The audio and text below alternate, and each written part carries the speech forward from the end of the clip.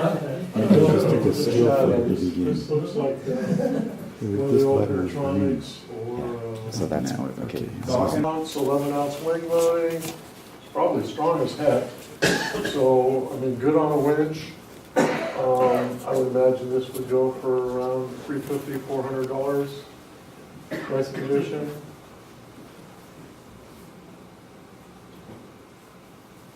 And Ava, nice floater plane, boring as hell to That's fly. native. But they fly great. Peter's got one, Peter's got two. And Is that what I had? Aaron I had have one Ava? for about a week. I had a Danny. You had it, Danny. Danny's another nice plane, same kind of thing. Danny from Hobby Club. Bob McGowan and Robin flew Danny. Robin killed. Still flies. Still flies the same Danny. So Danny was lost in a field for months. A long time. For months. Yeah. And at Visalia or someplace like that, Bob went back one time and somebody said, "Hey, I got your airplane." And all the covering was all shattered and torn up and stuff like that. And no, Bob, he put it back together. And Robin still flies it at contests and beats 80% of the people out there with her Danny. How is that different from a bubble dancer? This is a composite. So the wing is a shell of carbon Kevlar. It's made over a mold. I believe it's balsa wing, balsa ribs with carbon caps, Carbon caps. carbon And spar, a carbon trailing edge. carbon trailing edge, yeah. So it's not a woody. So it's not built up. The spar is all carbon, it's not built up, it's all factory built. So it'd be sturdier than a bubble dancer. You'd say would be the main difference. In some ways, but the bubble dancer spar, it's hard to beat. Yeah, exactly. I would imagine a bubble dancer would go just as much or maybe more than an Ava. And I would expect a nice Ava bubble dancer somewhere around $700, $800, somewhere around there. I mean, it all depends on condition and, you know, What somebody would Ava wants. sell for? Pardon? What would Ava sell The for? original Ava was about $750. Was it? Yeah, they're probably more than 750 that. brand new? Yeah, not the Pro, the single one that had a Okay. similar spoiler in it. Yeah, They still sell it? yes, yeah, you can still get the Ava. Kennedy Composites. You can get all the parts, you can get the tails, the wingtips, everything. So I'm not really sure what they would go for right now. I think a nice one, I got one I would sell later. okay, I would think a nice one would go for around $600-700 at least. It'll come with a JR transmitter. Okay, Bob put it together for me. How many years ago, Bob? Oh, it's been 3-4 years now. And it's never been crashed. all right, so have you got any more, Kyle, or Couple more. a Supra? Actually, this is a Supra Pro. The one before this, the regular Supra, is a real nice plane. Tim Dolan just bought one. He's actually on the second one. And Tim Dolan went through a series of used planes. And how do I say this kindly? They weren't very good planes. No, they weren't. They weren't very good planes, and you could tell. And Tim was having problems flying them. He bought a Supra. I think the Supra probably cost $700-800 for original one. $1300. Yeah, Well, new version. Yeah, new one. but a used one, you know, 600-700. you catch Bob McGowan on a good day, even cheaper. Really nice plane. The wing is very strong, it's very flexible. If you watch a Supra go up on a toe, you'll see the wings flap, and then at the top of the toe, they slap down. And I've seen them on an F3J on mono. It's pretty exciting to watch. And if you go for one of Bob McGowan's, it comes with pretty patches on it. It comes in multicolors, so it's Yeah. hard to. Also, when you take a Supra up and you give it a little bit of flap, it keeps climbing. Nice plane. It'd be a really good first moldy Very good. if you could find a nice used one, or even one that needs some repairs. I don't know what Tim paid for his. I would think one that needs repairs be somewhere around $400, $500. probably be a low end. A really nice one would be around $700-800. Yep.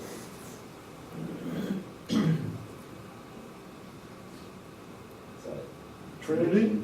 Trinity. Trinities are old, nice planes, really nice old planes. They fly really well at the slope, probably a little heavy for TD. But they originally were a TD plane, but they had a whole bunch of different variations of it. They had cross tails, V tails. Nice plane, Bautis makes them. Really high quality planes. What's the wing ability on it? Or for that matter, what does it weigh?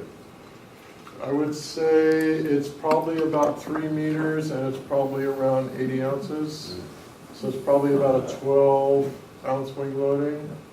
I mean, it's old school F3B, TD kind of stuff. Yeah, we might have one of those. If you get it for a good price, I'd fly a TD. Aaron had one. Who's a Merdad has one. Flies it down at the slope, flies it at Davenport.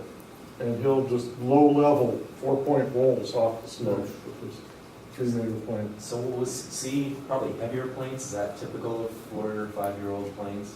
Yeah, oh yeah. Because if you look at the construction of the planes, I mean, a lot of these were glass, not carbon. And if they were carbon, it was regular plane weave carbon, not spread tail carb. So the spars had to be pretty heavy, the construction had to be a lot heavier. So these planes are probably 10, 12 ounces, 15 ounces heavier than what they're building today. And how They that, tend how does to that be affect? F3B planes too. They were focused That's more, right. the early moldies were more F3Bs. Yeah, Yeah. multitask airplanes. So how would you notice it if you're flying? Would you come down sooner or what? It would fly a little faster. Launch and- real good, probably. Yeah, it Yeah. fly great. I mean, I wouldn't hesitate to buy one for a slope plane. If I was looking for a TD plane, yeah, I'd probably pass on it. So it'd be heavy and land, and you wouldn't keep it up as easy? Yeah. Right. Yeah, well, if you look at, okay, so like my Xplorer is 4 meters, and it's in the high 60 ounces. This is 3 meters, this is 80 plus ounces. Right. So you've got almost a pound more and 1 meter smaller wingspan. Good for the slope. Banana, my favorite slope plane, 60 inches, weighs about 20 ounces. I think they're about 250 brand new. Cool little plane. Mine is, I actually put flaps on mine, so it's a 4-servo wing. It'll fly in 8 mile per hour wind. It'll fly in a 40 mile per hour wind. If you get the one they call the crazy banana, it has a ballast tube in it, and you can load it up, not much, maybe put 8 ounces in it. But a really nice plane, really nice little moldy. I don't know if it's V-tails in general, but don't put a lot of throw on the elevators. It'll do a flick, what they call a flick. You'll be going out, making a turn, and all of a sudden it will stop flying. And it'll dip stall. That's, yeah. You'll have to change your underwear the first time. Fun little plane. Don't know what this one is. Stand back, you can see the big It says fly, Freebird. Huh? Freebird, oh, that was, maybe that was, Looks like it does. I don't think it's an anhedral, but It looks like RCRM, one of the Chinese Looks imports. slope. Yeah, it's a slope plane. It Looks like a 2-meter slope It plane. looks similar to the Swift in a way, but not completely. And then last but not least, Kyle's favorite, Yeah. Oly I II. include that. Excellent plane. Yes. Was my second airplane. And there's the 2 and the 2S. The 2S is a more modern modern Modern it's a relative airflow. term. But if you've got somebody that's new to TD, I highly recommend this. John Brigatino has his grandson that he's teaching to fly, and they're trying to fly around on Oly. He's doing good, but I suggested to John that he build an Oly. Excellent. First one I added when I lived in Texas, I lost it in cloud. Did you really?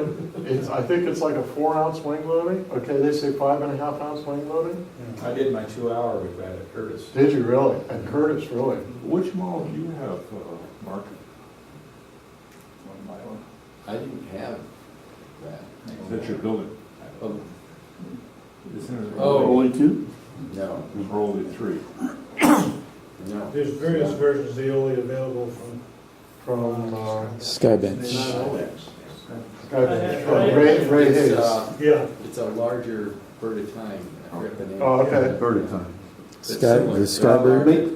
Yeah. Maybe we can talk a little bit about what we will have for sale, if you can remember anything that we had, at least in general terms. We're gonna have more like, okay, the Pike. That's the last one. Yeah, F3J. yeah, this was the early Pikes. Excellent plane. I'm a little thrown off, I don't remember the staff, so this actually looks like a newer version of the Pike.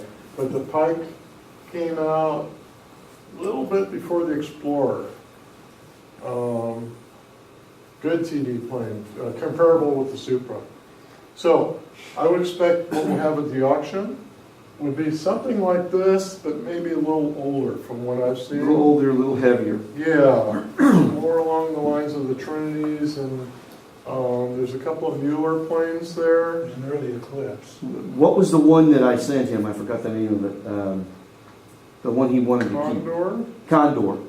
Condor. Condor is a heavier TD plane. It's a beautiful airplane, and there's a brand new one in that group. It doesn't look like it's ever been flown. A lot of the airplanes don't look like they've ever been The flown. Condor is built by Aerotronics. Okay. I have one. There's you? actually there's a ton of Condors out there. I did Yeah. some research on it, trying to find this plane.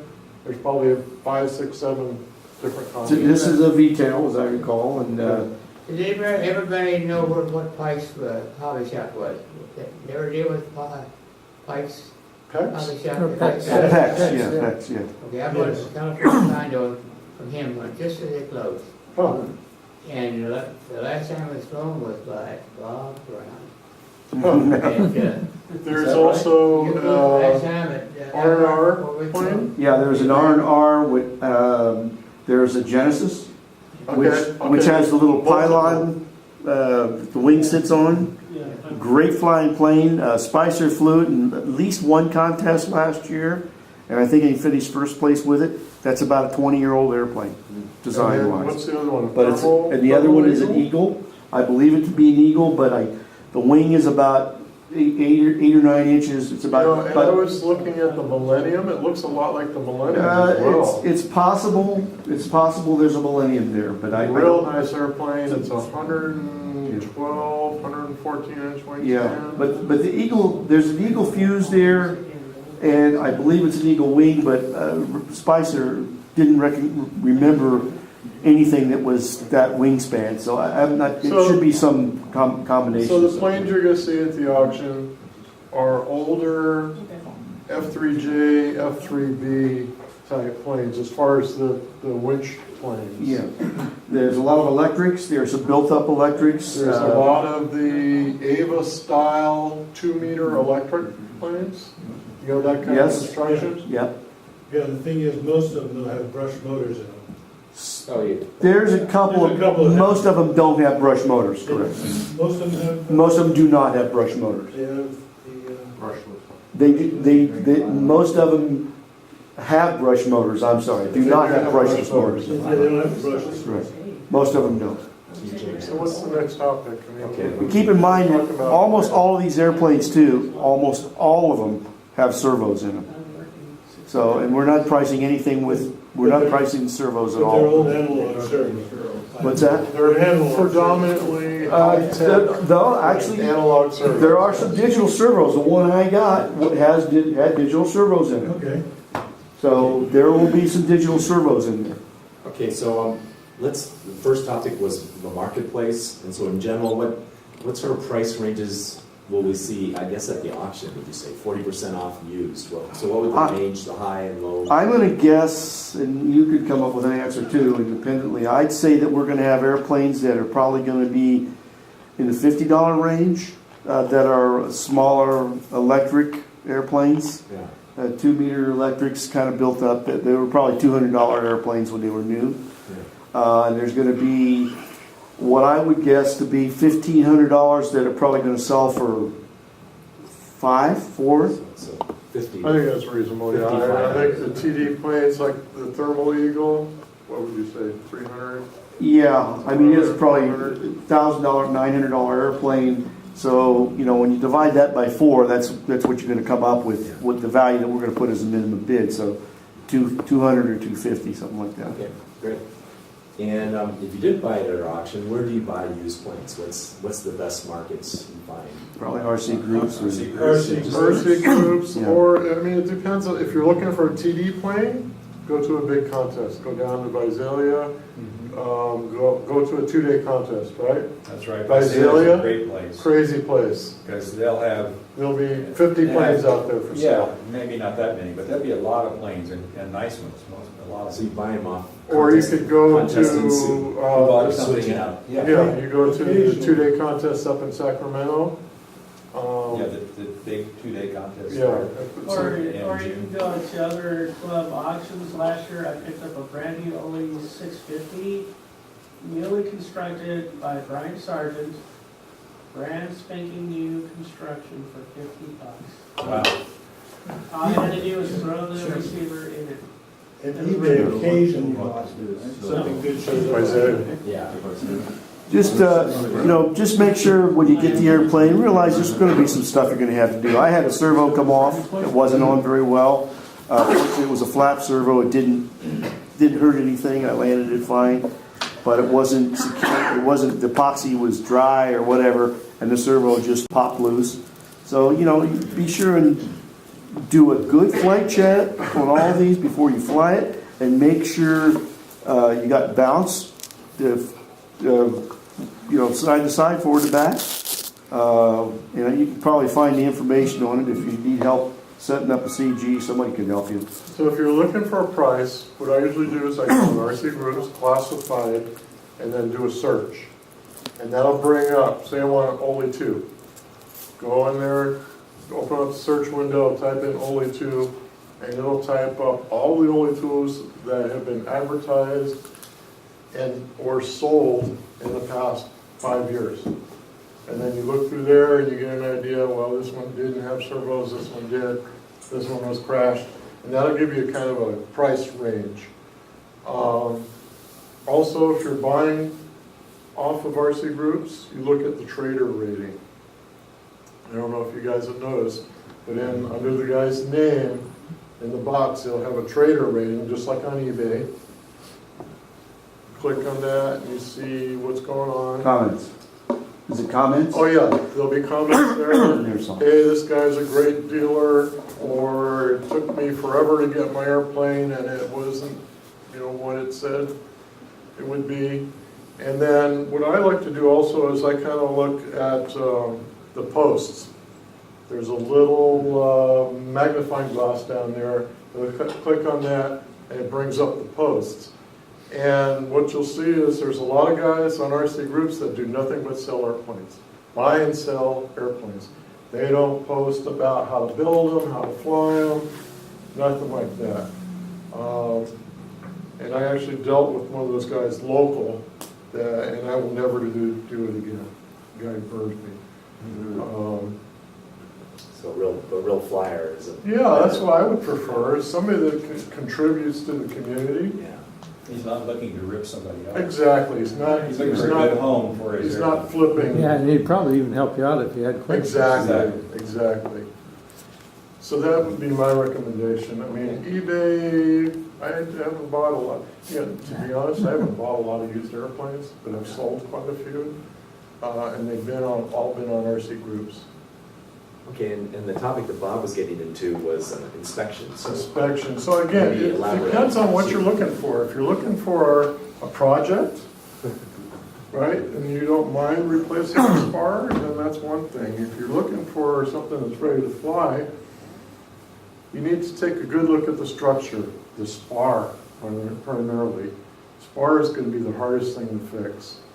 Fuselage, make sure your tail's not gonna fly off. So it's spar, so you don't, you just check the balance on it, see if there's a crack in it. Well, you want to inspect if it's a woody, you know, with a transparent covering. You can look at it, see if there's been any repairs in there. Make sure everything's straight, you know? Yeah, that's eyeball it down. Yeah, make sure everything's straight. Twist it, Yeah. see if it creaks or anything like that. And I guess you can look at The brakes you bought it. with light glancing up at it, and you can see little wrinkles if it's really been stressed. Yeah. If the spar is damaged, something else has been broken as well. The leading edge or the skin or something Yeah. like that. So if there's any repairs, you want to take a look at it and see. It's still, you It's really, deeper than just the yeah, I mean, you really can't tell. I kind of look at the quality of the work, the repair work. You know, it really hurts me when I break airplanes.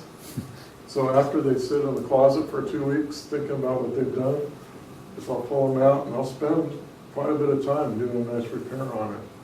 So you want to buy an airplane from somebody that feels the same way. Okay. So you touched on getting ripped off. So how do you get ripped off? What happens? Well, I mean, Just sold the wrong thing. you look, yeah, if you look in Trader Talk on RC groups, there's all kinds of stories about people getting ripped off.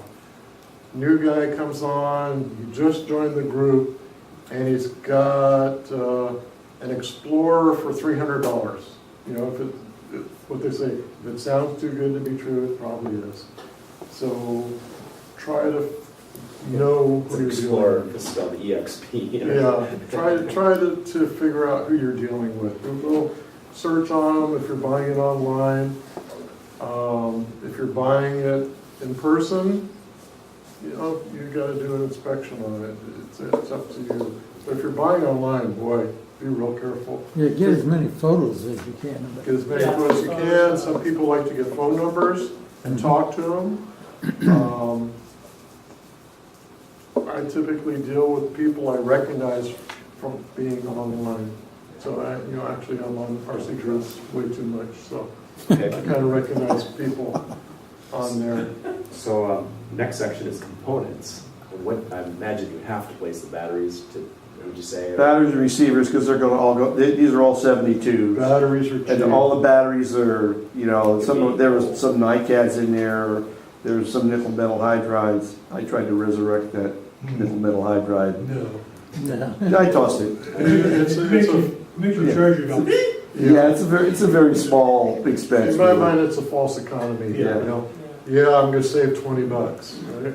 Batteriesplus.com, there's a couple stores located in Santa Clara. They'll recycle the battery for free, any type. Anyone, no questions. And used to be Radio Shack too. So yeah, batteries gotta go. Recycle batteries. I'm talking about Control arms, control. Yeah, inspect the servo arms and the control horns. Make sure they're not cracked or worn. Clevises, make sure they're not gonna open up on you. I mean, you need to do a really thorough check of all the components. The things you wouldn't expect the control horn to break on you. So, I mean, take a good close look at that. Take a look at the custom connectorization, if somebody has done The some The soldering. wiring. I'll guarantee you Oh that my solder God. is I fatigued, resurrected- and you'll have intermittent. 6 bad damage brushless motors just because of bad soldering. Okay. They worked perfectly. So I would Reflow. recheck the solders, cold solders. Repeat. There have been 4 of us that's seen these airplanes. The 4 of us here have seen these airplanes. And I can tell you, this guy was a craftsman, and he seemed to be very meticulous. The electrical connectors were all done a way better job than I could ever do. And I think you'll be pleasantly surprised when you see what the quality of these builds are. Okay. And anything that you just don't even need to worry about, something that's gonna, I mean, like servos, do you just? You know, test them? I have a servo tester. Okay, so that's what I would do, is I would recommend buying a servo tester. You can buy little cheap ones for $10, $15. Plug it in and run a servo for 10, 15 minutes. Oh, it goes through a cycle. You can do an automatic cycle. You disconnect it from the control surface and just run it back and forth. I do that on brand new servos before I put them Also, in. when you're doing that, put a little, your fingers on it, put a little load on it. Low. and see if See it if there's a grinds strip or here. hesitates or anything like that.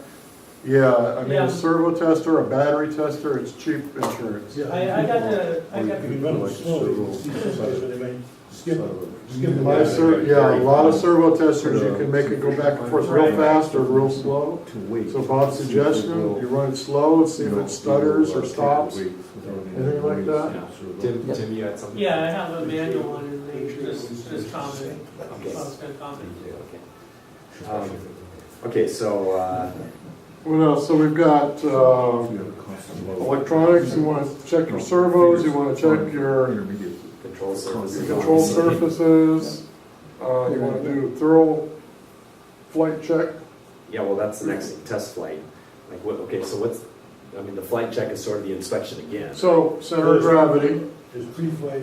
pre-flight, yeah, pre-flight. For the moldies, you might also want to test the play and the wing flying surfaces. All the flying All the flying surfaces, yeah, surfaces. yeah, oh, yeah. Test it like. Make sure it's not, It's not a slap. it won't, there's no slop in it, because that's gonna give you flutter.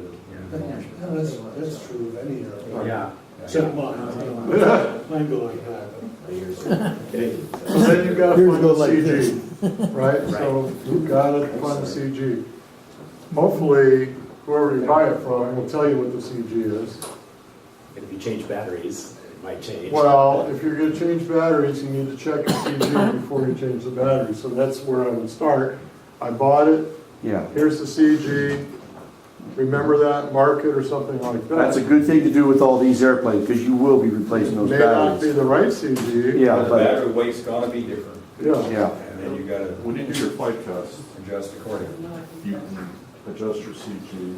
well, you've gotta do something before you get there, right? So, for me, I like to have a pretty good idea where the CG is. And so again, if you know what kind of plane it is, you can go on RC Groups, do a search, and there's 10 years worth of people talking about airplanes there. Yeah, and an easy way to do a CG check is I get a heavy can and I blue tape on 2 pencils with erasers pointing up, and then make that the holder on the wing. Then I mark it with a little piece of tape or a little mark. And just check it. If Because you, even an eighth of an inch can kind of. if you can't find a number for the CG,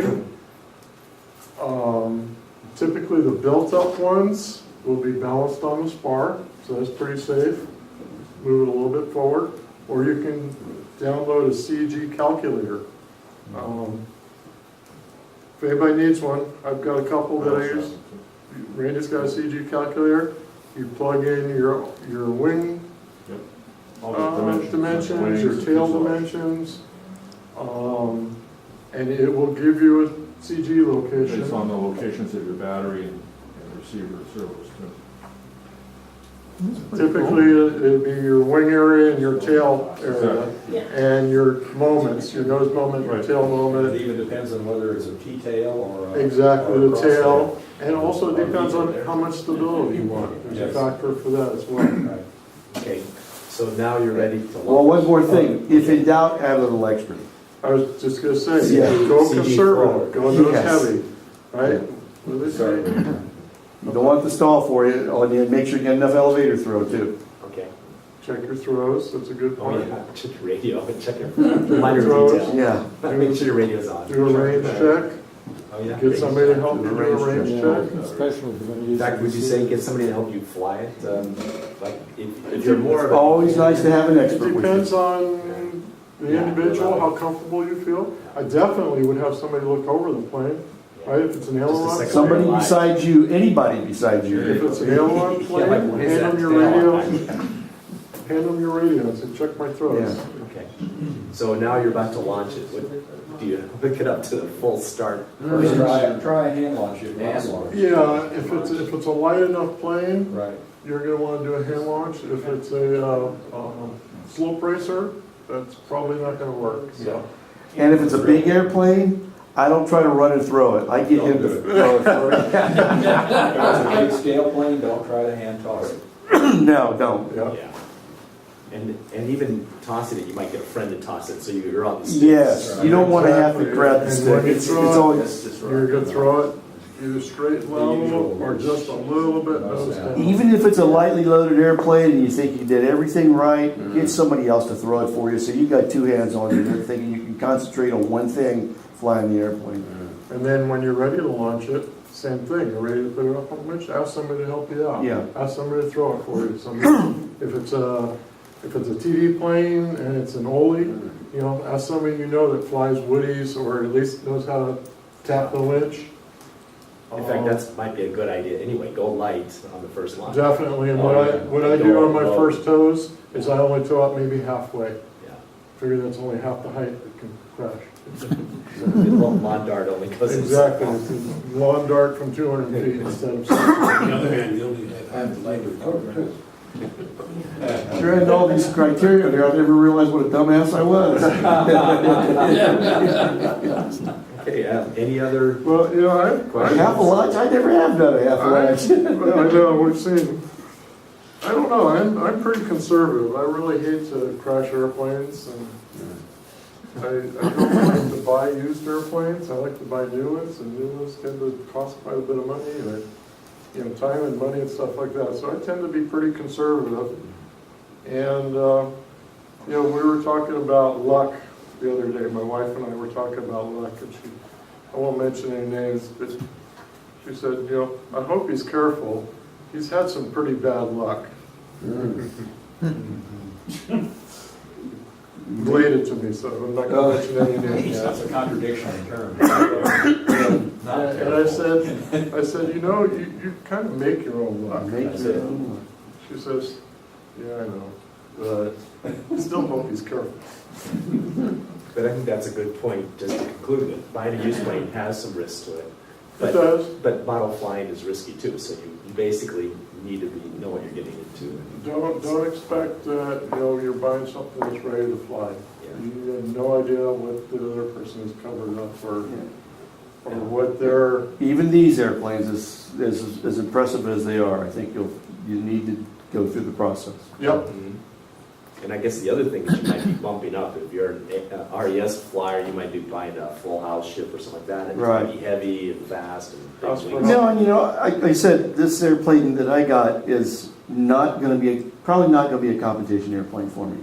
But it's a different airplane. It's fun to fly. It launches like crazy. So, you know, you're going to get something, try something different than what you've been flying. And you might be pleasantly surprised, you know. It doesn't have to be your contest airplane. Like Kyle was. Everyday airplane. That icon, Yes. I only saw that once with Bob McGowan standing next to me. Yeah. But the thing that surprised me about that thing, this is a full house competition ship. Yeah. That won the world championships. Yep. He'd say, was how gentle a fire that airplane actually is. When they're well set up. And they're not fast. I mean, yeah, you can make them scream. Yep. I used to have contests all the time. But if you're just up there stooging around, you just stooges around. Well, It's like- well, you it's know, like a little Woody. we haven't mentioned one other thing. Paragon. We haven't mentioned Yeah, one. exactly. We haven't But mentioned it'll one. penetrate. We haven't mentioned one other thing too. We're talking about somebody throwing it for you.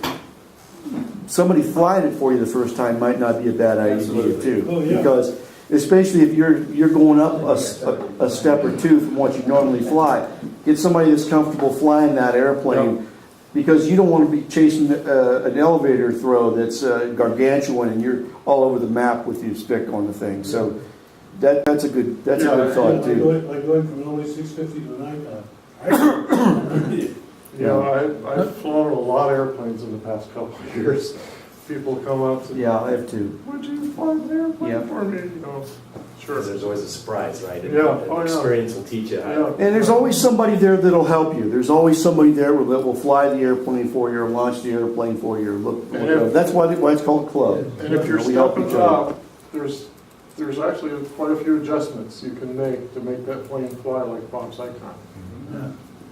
A poorly You know, tuned one plane. of the adjustments we made, because that was, what's his name? Daryl Perkins. Daryl Perkins.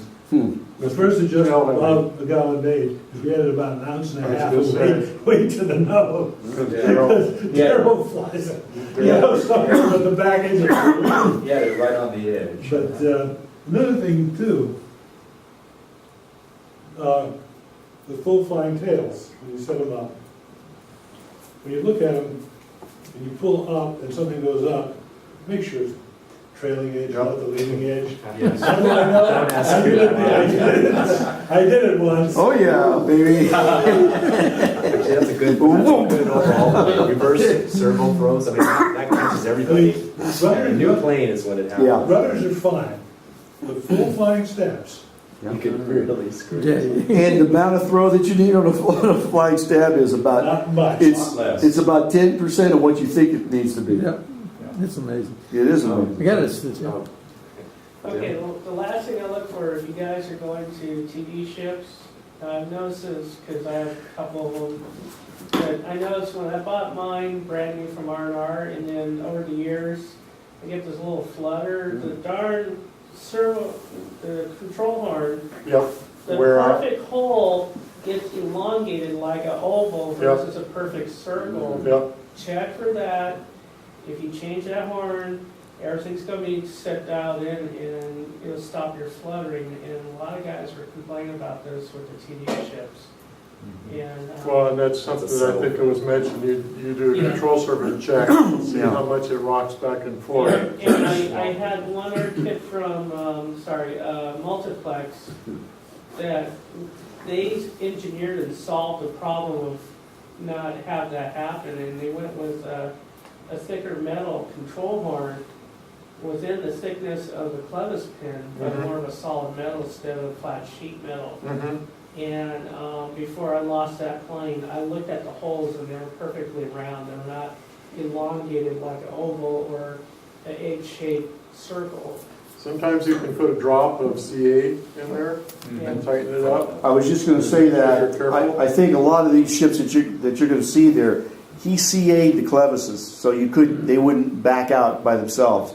So make sure you get some unpure Just stuff pressure. for the CA, because you're probably gonna need it for these ships Right.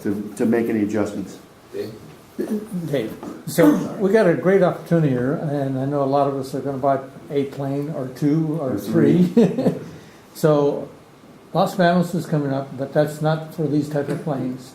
So either Yes, it is. Scale. well, We have a the lot- scale ones, but Yes. some of the thermal duration we shouldn't Yeah. be flying because it's a Yes, scale event. Right.